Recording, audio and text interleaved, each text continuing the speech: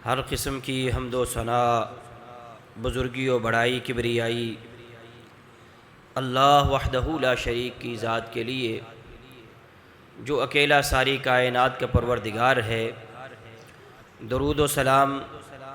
امام الانبیاء سید المرسلین خاتم النبیین رسول اکرم صلی اللہ علیہ وسلم کی ذات گرامی پر، کہ جنہیں اللہ رب العزت نے محض اپنے فضل و کرم کے ساتھ ساری کائنات کے لیے امام، ہادی، رہنما، پیشوا، پیغمبر و رسول بنا کر بھیجا ہے۔ درود و سلام کے بعد گزشتہ خطبہ جمعہ کے اندر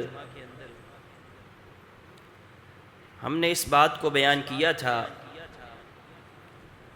کہ عبادات کے اندر اور دین کے جملہ امور کے اندر انسان کی توجہ ہونی چاہیے، مکمل فوکس اور دھیان کے ساتھ اور دل جمی کے ساتھ عبادت کرنی چاہیے۔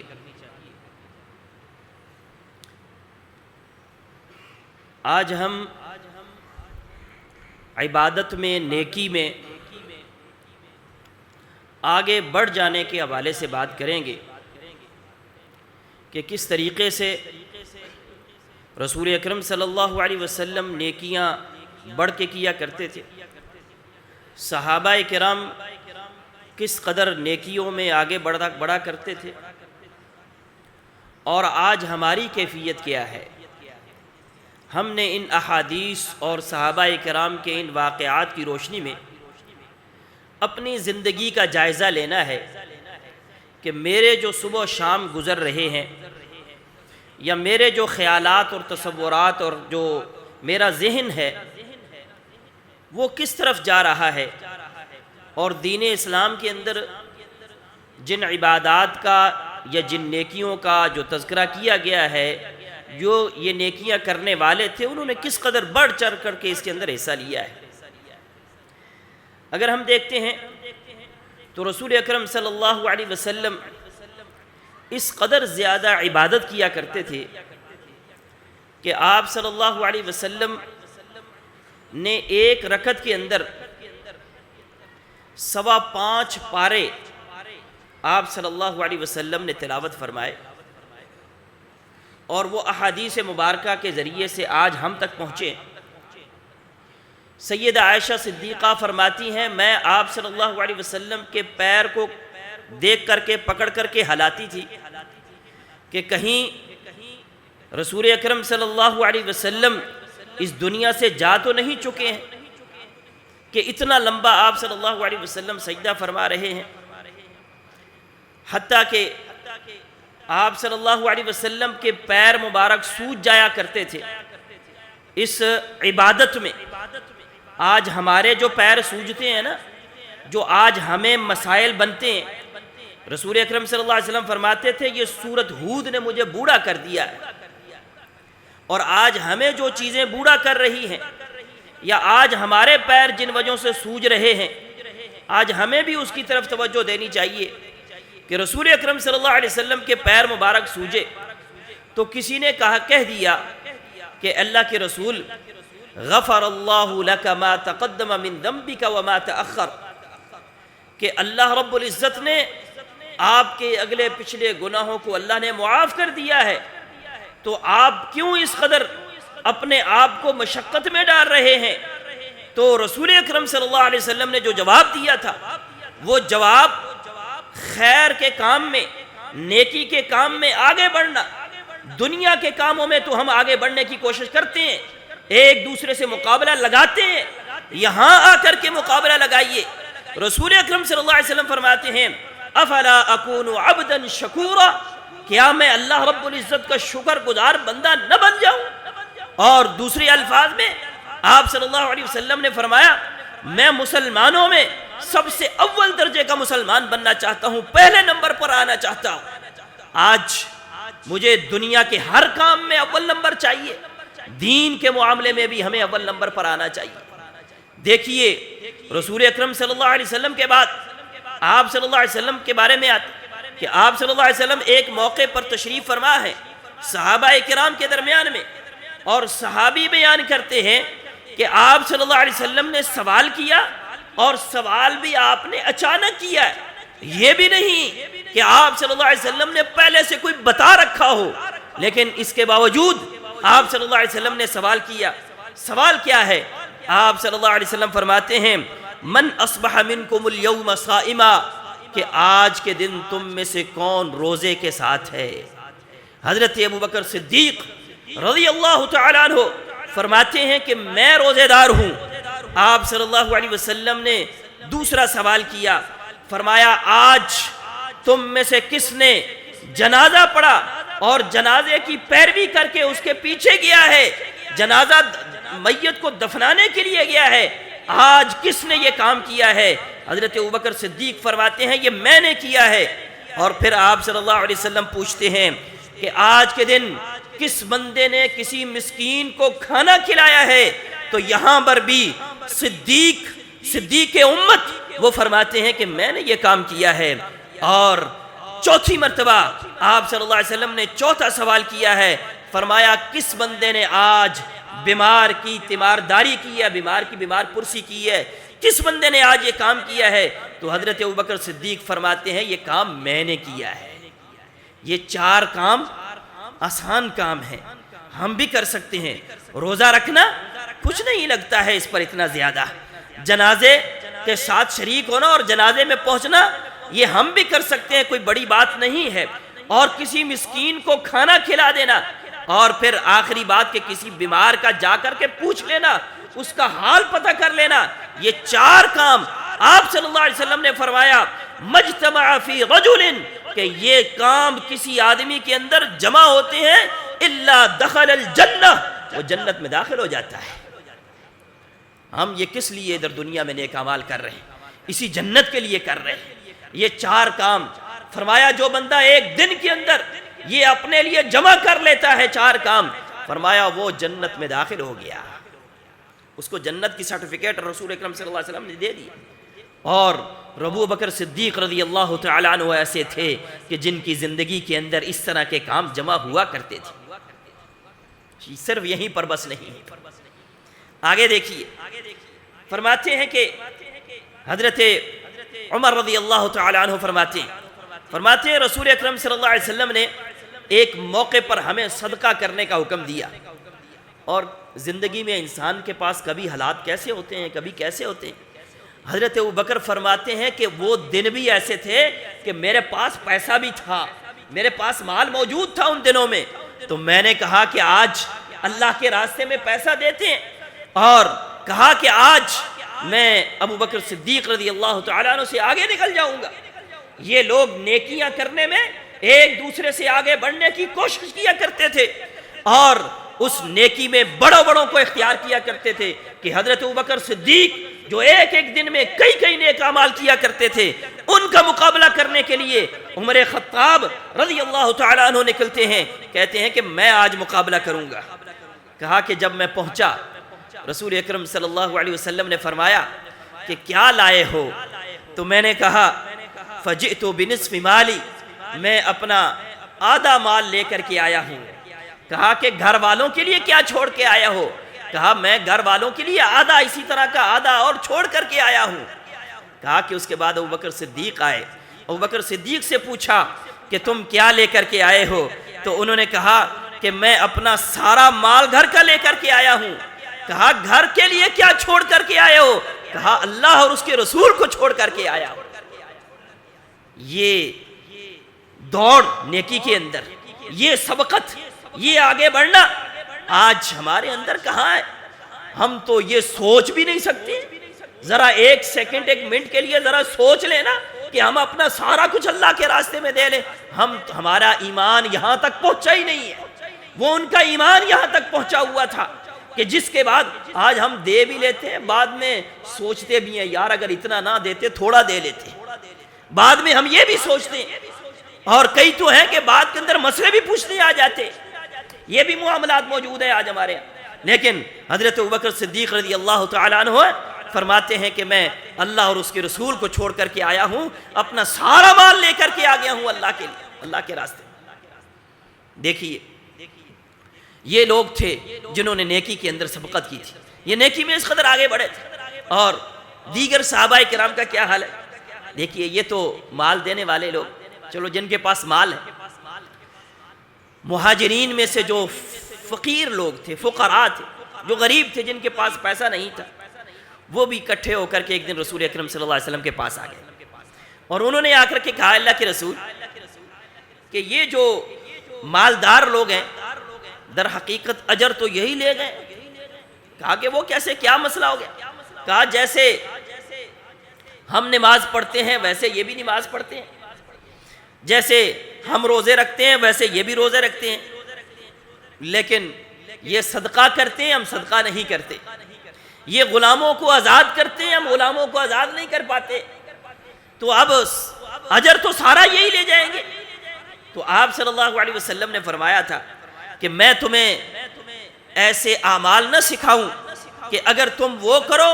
تو تم سب سے آگے بڑھ جاؤ گے، تم سے آگے پھر کوئی نہیں ہوگا، تم آگے بڑھ جاؤ گے۔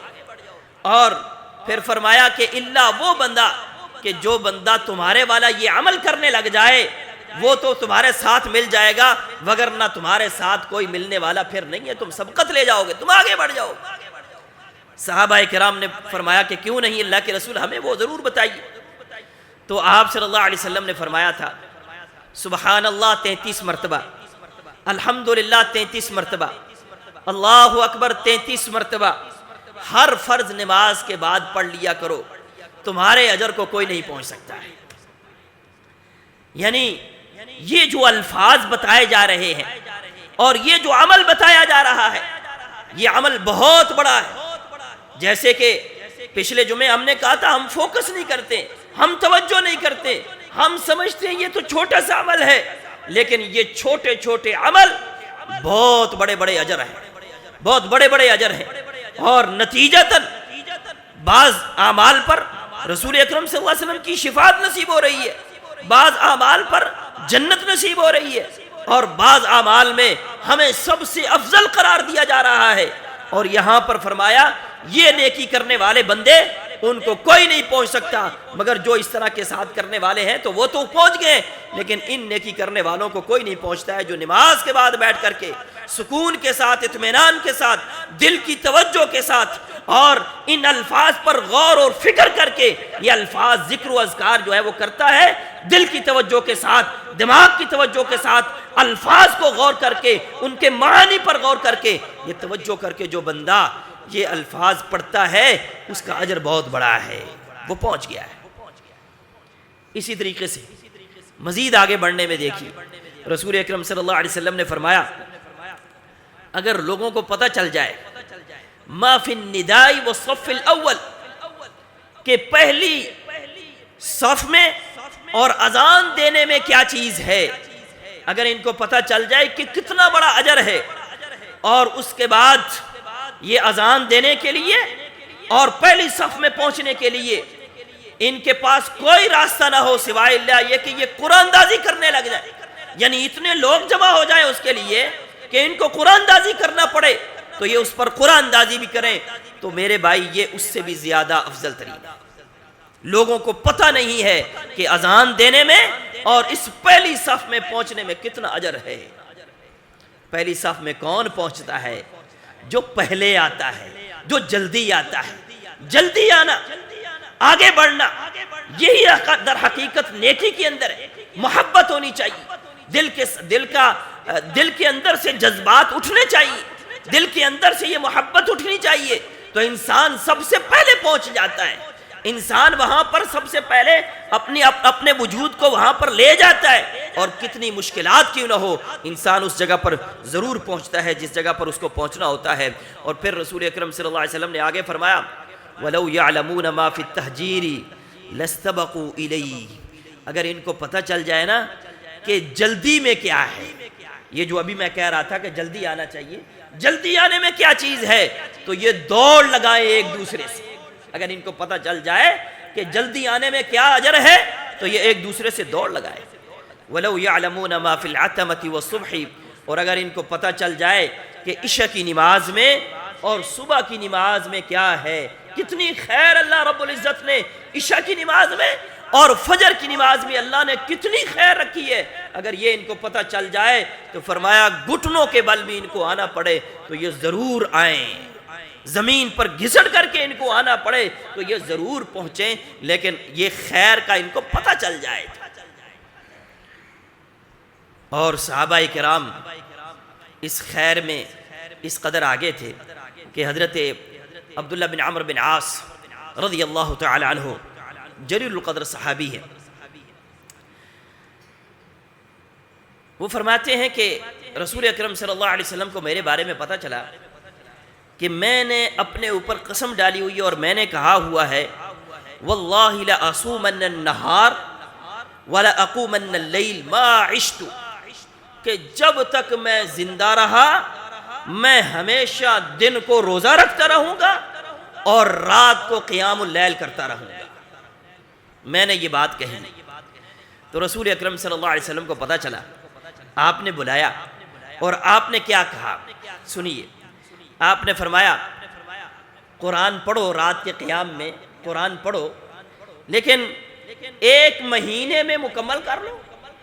یعنی یہ تھوڑا تھوڑا کر کے پڑھو تاکہ 1 مہینے تک مکمل ہو جائے۔ تو کہتے ہیں کہ آگے سے صحابی فرماتے ہیں کہ میں تو اس سے زیادہ قوت رکھتا ہوں، میں تو اس سے زیادہ کر سکتا ہوں۔ تو آپ صلی اللہ علیہ وسلم نے فرمایا پھر اس کو پڑھو تم 10 دنوں کے اندر، یعنی رات کا جو قیام کرتے ہو اس میں قرآن اور زیادہ کر کے 10 دنوں کے اندر قیام میں قرآن مکمل کرو۔ وہ فرماتے ہیں کہ اللہ کے رسول اگر میں اس سے بھی زیادہ اپنی قوت پاؤں، اس سے بھی زیادہ اگر میں کر سکتا ہوں، تو پھر وہ کہتے ہیں اللہ کے رسول 3 دنوں میں، رسول اللہ صلی اللہ علیہ وسلم فرمایا 3 دنوں میں تم مکمل کر لیا کرو۔ تو آپ صلی اللہ علیہ وسلم نے آگے خود ہی بین لگا دیا، فرمایا اس سے زیادہ کی تم طاقت نہیں رکھتے ہو،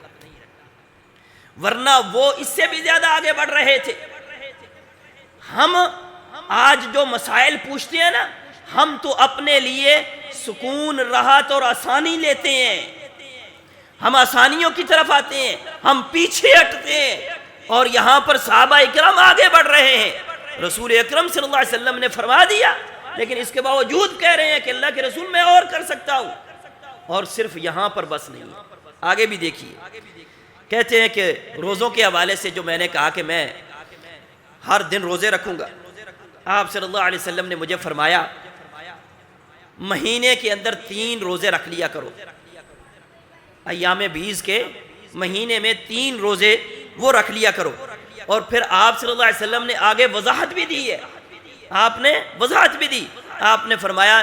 1 نیکی وہ 10 کے برابر ہوتی ہے، لہذا یہ تمہارے 3 روزے یہ صیام الدہر یعنی زمانے کے روزے ہو جائیں گے۔ آپ صلی اللہ علیہ وسلم صحابی کو کہہ رہے ہیں 3 دن کے روزے رکھو، 1 روزہ 10 کے برابر ہوگا، 3 روزے ہر مہینے مکمل کے برابر ہو جائیں گے۔ اس طرح سے ہر مہینے میں جب 3 روزے رکھو گے تو زمانے کے روزے ہو جائیں گے، ہر مہینے کے تمہارے روزے ہوتے جائیں گے، زمانے کے روزے ہو جائیں گے۔ لیکن صحابی رسول کیا فرماتے ہیں؟ فرماتے ہیں انی اطیق افضل من ذالک، اللہ کے رسول میں تو اس سے زیادہ کی طاقت رکھتا ہوں، مجھے زیادہ کی اجازت دیجیے۔ صحابی رسول آگے مزید اجازت، جب فرما دیا کہ زمانے کے روزے، تو بندہ کہہ سکتا تھا کہ ہمارے مکمل زمانے کے روزے ہو گئے ہیں بس، لیکن انہوں نے کہا نہیں، مجھے آگے جائیے، مجھے آگے اور بتائیے۔ تو آپ صلی اللہ علیہ وسلم نے پھر فرمایا چلو ایسے کرو، 1 دن روزہ رکھ لیا کرو، 2 دن افطار کر لیا کرو۔ وہ پھر کہتے ہیں اللہ کے رسول نہیں، میں اس سے زیادہ کی طاقت رکھتا ہوں۔ پھر آپ نے فرمایا 1 دن روزہ رکھا کرو اور 1 دن افطار کیا کرو۔ اور پھر آپ نے فرمایا یہ صوم داؤدی ہے۔ وہ صحابی رسول کہنے لگے اللہ کے رسول میں اس سے بھی زیادہ کی طاقت رکھتا ہوں۔ تو پھر آپ صلی اللہ علیہ وسلم نے فرمایا تھا لا افضل من ذالک، اس سے زیادہ افضل نہیں ہے، یہ آخری حد ہے کہ 1 دن روزہ رکھو اور 1 دن افطار کرو، اس سے آگے بڑھنا نہیں، یہ آخری حد ہے۔ آج ہم تو رخصتیں تلاش کرتے ہیں، ہم چاہتے ہیں کہ ہم پیچھے ہی رہ جائیں، آگے نہیں بڑھتے ہیں۔ اور رسول اکرم صلی اللہ علیہ وسلم نے تو ایک موقع پر یہ بھی فرمایا تھا کہ فتنوں کے دور کے آنے سے پہلے پہلے اعمال کر لو، کہ جب فتنے آئیں گے اور وہ اندھیری رات کی طرح آ جائیں گے۔ آج ہمارے پاس، جس کو میں اکثر یہاں پر بیان کرتا ہوں، یہ موبائل اور یہ انٹرنیٹ یہ اتنا بڑا فتنہ ہے کہ اس کے آنے کی وجہ سے ہمارے رشتہ داریاں بھی ختم ہو گئی ہیں، اس کے آنے کی وجہ سے ہمارے اعمال بھی پیچھے ہو گئے، ہم بہت سارے معاملات میں پیچھے چلے گئے۔ یہ ایک فتنہ آیا ہے اور آپ صلی اللہ علیہ وسلم فرما رہے ہیں فتنوں کے آنے سے پہلے پہلے اعمال کر لو، اور جب فتنوں کے دور آئیں گے تو پھر کیا بنے گا۔ اور پھر آپ صلی اللہ علیہ وسلم نے ایک اور بھی بیان فرمایا تھا، آپ نے فرمایا تھا 5 چیزوں کے آنے سے پہلے پہلے نیک اعمال کر لو، ان 5 چیزوں کو غنیمت سمجھو۔ کیا فرمایا؟ اپنی بڑھاپے کے آنے سے پہلے پہلے اپنی جوانی کو غنیمت جانو۔ جوانی کے اندر انسان آگے بڑھ سکتا ہوتا ہے، اور جو بڑھاپے میں پھر انسان آگے اس قدر نہیں بڑھ سکتا ہوتا ہے۔ لیکن ہم نے تو یہ جو نیک اعمال ہے یا مسجد ہے اور یہ جو قرآن پڑھنا، ذکر و اذکار، یہ کام ہم نے تو رکھا ہی بڑھاپے کے لیے ہوتا ہے۔ ہم تو اپنی جوانی کی عمر جو ایک بہترین عمر ہے وہ ہم نے اللہ کو دینی نہیں ہوتی ہے، یہ تو ہم نے پہلے سے طے کر لیا ہوتا ہے کہ جی ہم اتنے سال تک کما سکتے ہیں، ہم یہ کمانا ہے، یہ دنیا کو دینا ہے، جس دنیا کو اللہ نے کہا کہ وہ تمہارے پاس آنی ہی آنی ہے، جو میرے مقدر میں جو کچھ ہے وہ میرے پاس آنا ہی آنا ہے۔ ہم نے اس کے لیے اپنی یہ قیمتی زندگی جو اللہ رب العزت نے دی عبادت کے لیے تھی، ہم نے صرف دنیا کے لیے اس کو باقاعدہ طور پر رکھ دیا ہے، اور یہ نیک اعمال کے لیے ہم کہتے ہیں اپنے آخری عمر میں کریں گے، ہم آخری عمر میں یہ کام کرنے والے ہیں جی۔ جبکہ جوانی کی عبادت، اللہ اکبر، فرمایا شاب نشا فی عبادت اللہ، وہ نوجوان جو جوانی کے عالم میں پہنچا ہے، جوانی میں ہے اور اس حالت میں وہ اللہ کی عبادت پر برقرار ہے، تو کہا یہ اللہ رب العزت کل قیامت والے دن اپنے عرش کا سایہ اس کو نصیب فرمائیں گے۔ اور اسی طریقے سے آپ فرماتے ہیں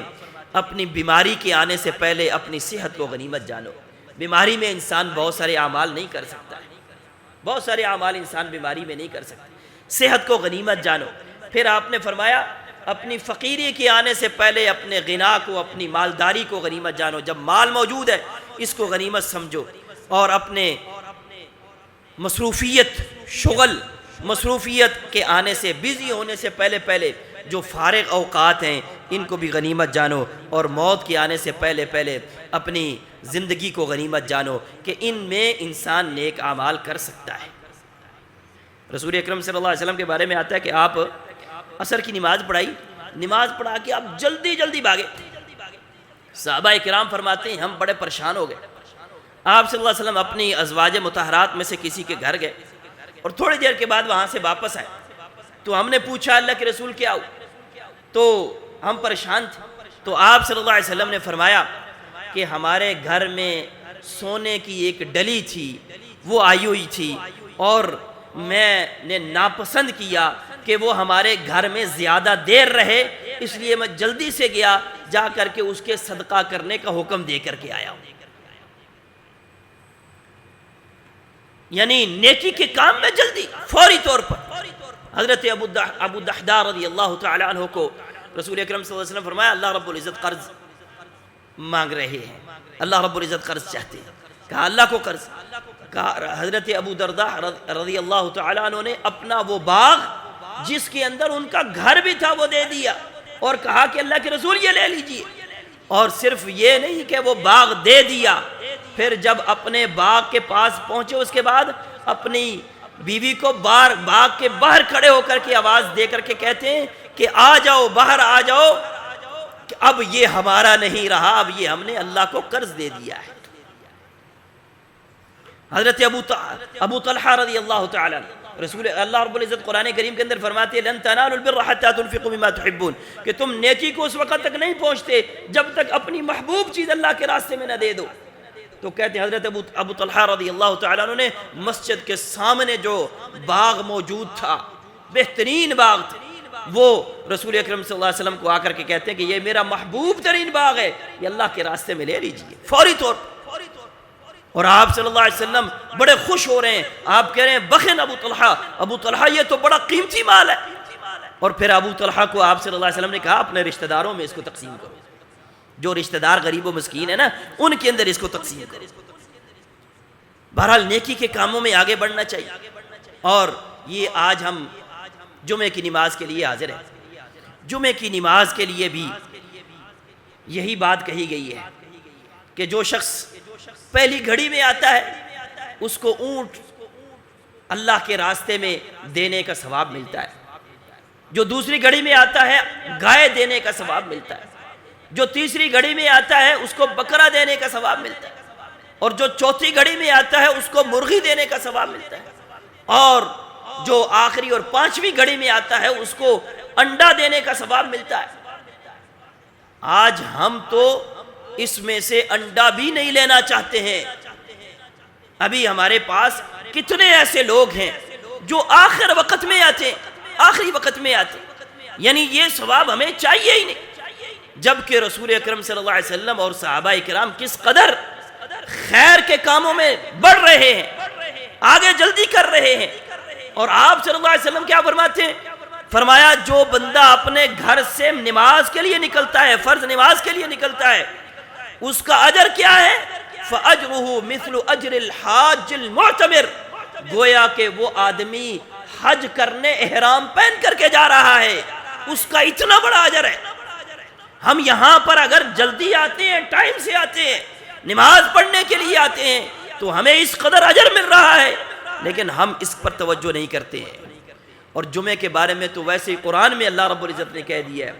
وَإِذَا نُودِيَ لِلصَّلَاةِ مِن يَوْمِ الْجُمْعَةِ فَاسْعَوْا إِلَى ذِكْرِ اللَّهِ، اللہ کے ذکر کی طرف جلدی آؤ۔ فَاسْعَوْا کہتے ہیں دوڑ کر کے آنے، تو یہاں پر دوڑ کر کے آنے کا مطلب یہ نہیں ہے کہ دوڑ کر کے آنا تو وقار اور سکینت کے ساتھ ہے، عزت اور احترام کے ساتھ چل کر کے آنا ہے، لیکن مطلب یہ ہے کہ سارے کاموں کو پیچھے کر دیں اور جلد از جلد اللہ رب العزت کے پاس پہنچیں۔ اور رسول اکرم صلی اللہ علیہ وسلم پتہ کیا فرماتے ہیں؟ یہ حدیث بیان کرنے سے پہلے آپ کو یہ بتا دوں کہ یہ حدیث صحیح مسلم کے اندر ہے، اور پھر یہ بھی بتا دوں کہ یہ جو الفاظ اس کے اندر آ رہے ہیں ہم نے شاید کسی اور الفاظ کے معنی میں سنا ہوا ہے، لیکن جمعے کے بارے میں یہ حدیث خاص طور پر ہے، صحیح مسلم کے اندر یہ الفاظ موجود ہیں۔ میں آپ کے سامنے الفاظ پڑھ کر کے بھی سناؤں گا، اور حدیث کے اندر کیا ہے؟ رسول اکرم صلی اللہ علیہ وسلم فرماتے ہیں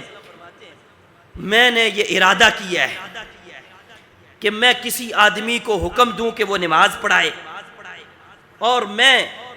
ثم احرق علی رجال، ان لوگوں کے اوپر جا کر کے میں ان کے گھروں کو جلا دوں، یتخلفون عن الجمعہ، جو جمعے کی نماز سے پیچھے رہتے ہیں۔ ہم نے کسی اور نماز کے بارے میں شاید سن رکھا ہے، جمعے کی نماز سے جو پیچھے رہنے والے ہیں، جو لیٹ آنے والے ہیں، جو اس سے پیچھے رہ جاتے ہیں، ان کے بارے میں کہا جا رہا ہے کہ میں ان کے گھروں کو جلا دوں۔ اور پھر ہمیں یہاں ہم سے ایک مسئلہ بھی پوچھا گیا، اور وہ یہ کہ کیا جو بندہ لیٹ آتا ہے اس کا جمعہ ہو جاتا ہے؟ تو اس حوالے سے کہ وہ جمعے کی نماز پڑھے گا یا وہ ظہر کی نماز پڑھے گا، اس حوالے سے جو حدیث ہے ہمارے پاس اس کے اندر جمعے کے بارے میں خاص تو نہیں ذکر کیا گیا، عام روایت ہے اور اس کو جمعے کے ساتھ بھی منسلک کر دیا گیا۔ وہ عام روایت یہ ہے کہ من ادرک رکعتا فقد ادرک الصلاۃ، کہ جس بندے نے ایک رکعت پا لی ہے اس بندے نے در حقیقت نماز پا لی ہے۔ تو لہذا جو بندہ دوسری رکعت میں آ کر کے شریک ہوتا ہے وہ بندہ اس نے جمعہ نہیں پایا ہے، اس کو ظہر کی نماز ہی پڑھنی چاہیے۔ اور جو بندہ پہلی رکعت میں قیام کے بعد یعنی رکوع میں یا رکوع کے بعد کسی میں آ کر کے شریک ہوتا ہے اس بندے نے پہلی رکعت نہیں پائی ہے، یہ بات بھی ذہن میں رہنی چاہیے، کیونکہ پہلی رکعت وہی پاتا ہے جس نے قیام پایا اور سورۃ فاتحہ پڑھی ہے۔ جس نے سورۃ فاتحہ نہیں پڑھی ہے اس کی وہ رکعت ہوتی نہیں ہے جس کے اندر سورۃ فاتحہ نہیں پڑھی جاتی ہے۔ آپ نے یہ حدیث سن رکھی ہے لا صلاۃ لمن لم یقرأ بفاتحۃ الکتاب، کہ جس نے سورۃ فاتحہ نہیں پڑھی ہے اس کی وہ رکعت نہیں ہوئی ہے، اور جو فاتحہ میں نہیں پہنچ سکا ہے، دوسری رکعت فاتحہ میں نہیں پہنچ سکا ہے، اس کا مطلب ہے اس کا جمعہ نہیں ہوا ہے، اس کا جمعہ نہیں ہوا ہے۔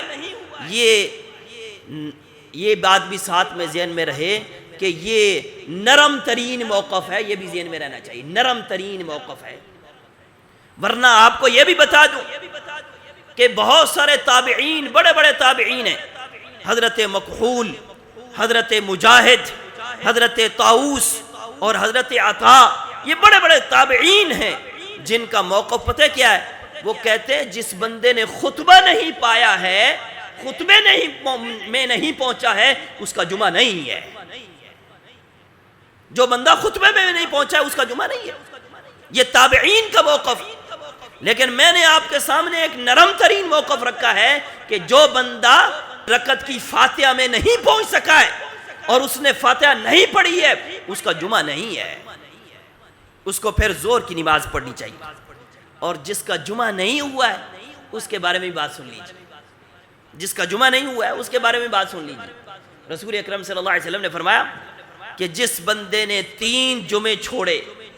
ثلاث جمع تہاونا بہا، سستی ہے، کوتاہی ہے، اور اس کو اہمیت نہیں دی ہے کسی بھی طریقے سے، اس نے 3 جمعے نہیں پڑھے ہیں۔ اور یہ بھی ذہن میں رہنے چاہیے، بعض احادیث میں آتا ہے پے در پے، لیکن بہت سارے علماء یہ کہتے ہیں کہ جناب اس کا مراد یہ ہے کہ وہ 3 جمعے اس نے نہیں چھوڑے، اور وہ 3 جمعے زندگی پوری کے اندر ہے، کہ کسی بھی جگہ پر ایک جمعہ، پھر دوسرا جمعہ کئی اور سالوں کے بعد، پھر تیسرا جمعہ کئی سالوں کے بعد، اگر جس نے 3 جمعے چھوڑ دیے طبع اللہ علی قلبہ، اللہ اس کے دل پر مہر لگا دیتا ہے، پھر دل میں اللہ کی طرف آنے کی توجہ ہی پیدا نہیں ہوتی ہے۔ یہ رسول اکرم صلی اللہ علیہ وسلم کا فرمان ہے۔ اور صرف اتنا نہیں، اولا یختمن اللہ علی قلوبہم، اللہ رب العزت ان کے دلوں پر مہر لگائے گا، ثم لیکونن من الغافلین، پھر صرف مہر لگائے گا نہیں، اس مہر کا نتیجہ بھی آئے گا، اور وہ نتیجہ یہ ہے کہ یہ بندہ غافل ہو جائے گا، اللہ کی طرف آ ہی نہیں سکے گا اور نہ آئے گا۔ کتنے ایسے لوگ ہیں